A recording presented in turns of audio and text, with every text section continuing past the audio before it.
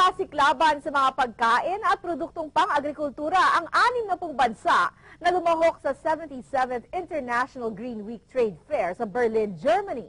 May report si Grace Sheila Pickard. Kahit may entrance fee na 8 hanggang 12 euros, dinayo pa rin ng libu-libong mga bisita ang 77th International Green Week Trade Fair sa Berlin. Tampok dito ang mga hayop, pagkain at iba't ibang produkto at gamit na pang-agrikultura ng 1,600 exhibitors mula sa 60 bansa. Bukod sa mga nagsasarapang produktong pagkain mula sa India, Thailand, Vietnam, Japan, Turkey, Italy at iba pa, patok din ang wine tasting at original cocktails ng Cuba at beer products ng Germany. Marami rin ang naakit sa iba't ibang klase at hugis ng tsokolate at mga keso mula sa Switzerland.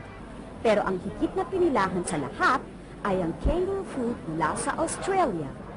Naging paboritong picture-taking spot naman ang Holland booth na nagtatampok ng mga tulips at iba't ibang bulaklak.